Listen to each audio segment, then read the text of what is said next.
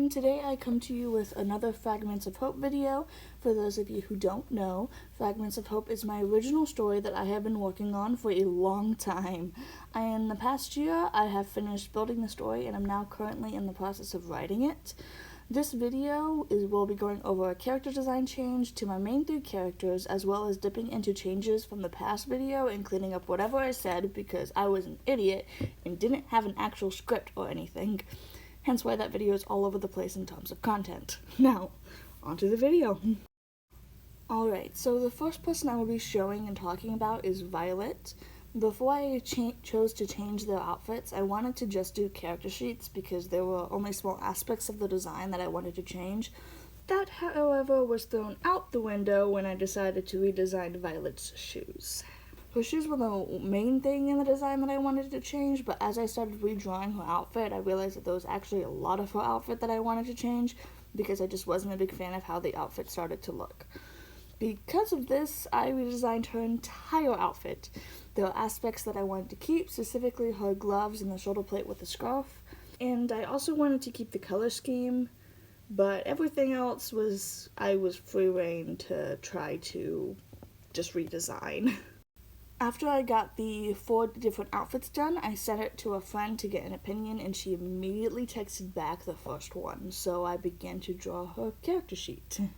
So for all the sheets, I did a full body drawing, a side profile, and a half body sketches with one up close profile picture. Although all of the profile pictures were just edited profile pictures that I had previously drawn. So, yeah. Now onto the juicy bits of the character. I had stated in previous video that Violet is a fire elf from the Elven Kingdom of Seshacia. Still trying to figure out how to pronounce it. I might actually have to rewrite it.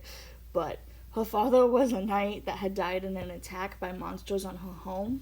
Because of this, she strives to become a knight just like her father. Her mother doesn't agree with her, but it doesn't stop Violet from going to an academy to become a warrior, which is where the first book takes place. I'm currently in the process of putting a song that kind of describes every character, and for Violet, that is Devotion by Amelie. I did a kind of edit or animatic, and we'll put a link down below in the description if you want to see it. So Violet is a very disciplined woman. Her weapon is a bow, and she can use her powers to set fire to the tips of her arrows.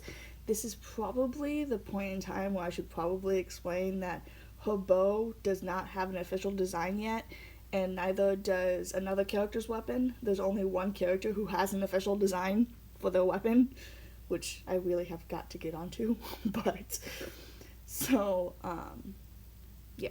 Despite her main weapon being long range, she does know martial arts, and that is because her main flaw when fighting is her powers. While she does, have full control over them, she doesn't know nearly as many experienced techniques as other fire elves do, and that is because she lost the master who had taught her, which was her father, and she never got another master when he passed. So, yay, character development! So she often doesn't listen to others' opinions as she believes she is always right, and this causes a lot of problems and strife in the team she shares with the other 2 girls on it, which is actually a lot of fun to write because there are 2 people that have similar backstories and just but the problem is I always have to remind myself that throughout the book that the team is supposed to get closer, so I have to stop writing the fight scenes and I can't help it. Okay. Now is on to the person who is both the quote-unquote mascot of the channel and who I have developed more than anyone, Jean Crestlight, my baby.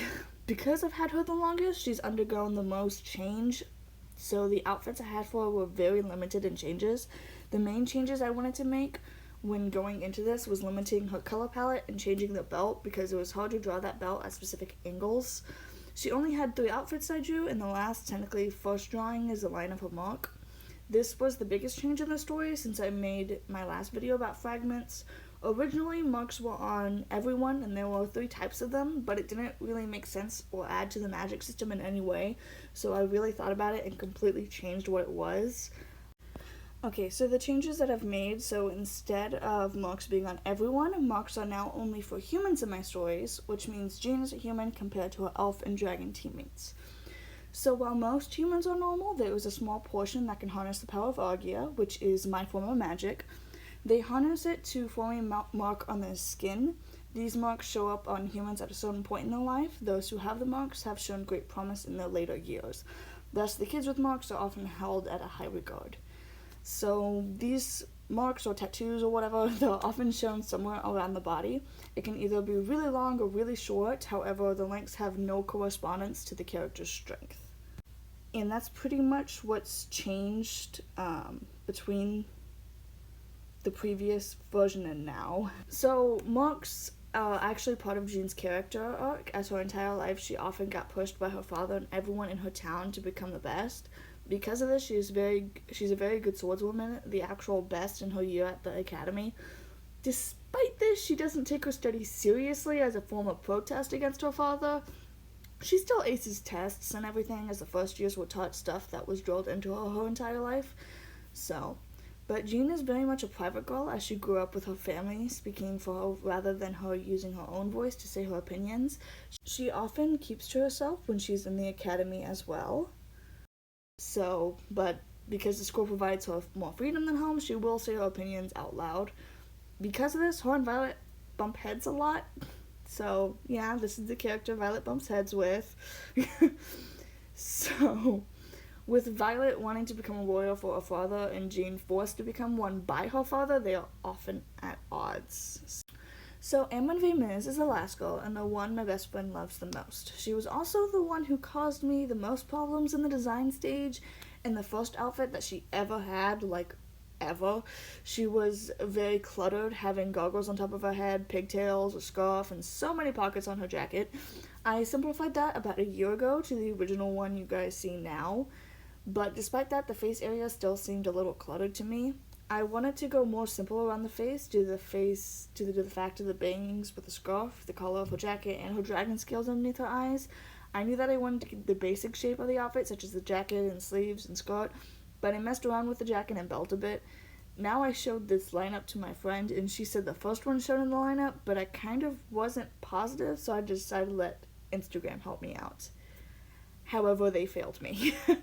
All of the outfits were tied on the last round, so this part of the project was very much put on the back burner until I got an idea a couple of days later. I decided to combine two of the designs, the middle one, so Amon had a closed jacket option and an open jacket one. So Amon's main weapon is a two-handed axe, and she is a summer dragon, which means that she has the power to, well, I haven't looked at the kinks quite yet for summer dragons, but dragons have the power of a human and dragon form and can switch between the two, and they are both based off the seasons, with each season having a different power. I got most of the powers figured out, but the summer one I'm still having somewhat problems with. Well, I'm still having problems with pretty much all of them, but the spring dragon one. But Amon was born in the Ever Isles of the Dragonland, but was kidnapped at a young age by pirates or dragon traffickers. The first mate of the crew took pity on her, and together they hid her dragon side from the other crew. When she gets older, she enrolls into the academy and gets put on a team with Jean and Violet. Unlike them, she doesn't know much about the world around them, despite being the one who had traveled the most. She knows, basic concepts of the world and loves to learn more of her homeland whenever it is brought up. Amon is very much the peacemaker in the group and definitely the extrovert of it. While the other two know how to keep pleasantries, they do prefer to keep to themselves, so Amon is often dragging them out to do stuff. As I said before, Amon is my best friend's favorite character. So when I wrote the script and now I'm doing the voiceover, I didn't write as much as I thought I did. So I went to her and texted her. I was like, hey, explain her. And so these are the words she put. Kind, energetic, deeply traumatized, fashionable, and extroverted. And that explains her. And that's it. The main three characters of Fragments now have new outfits. If you have any questions on these three, then feel free to ask them. I try my best to explain who they are without revealing too much of some of their backstories, while also trying to reveal the world a bit more. There are critical things that are left out in their backstories, so don't think you know these girls all too well. I do have a part 2 of this video planned with the boys, so please hit that subscribe button and stay tuned if you guys liked this one. I update videos once a month, and if that's not enough for you, then I do have a TikTok that I post twice a week on. I am thinking about posting twice a month on YouTube for videos and such, but I still gotta figure that out. If you guys are interested in my art and want me to draw your characters or fan art, then I do have commissions open. You can contact me on Artistry or in any of the links in the description. I hope you guys have a blessed month. I'll see you guys next time. So Amwyn is... No, fudge, I said so again, dang it!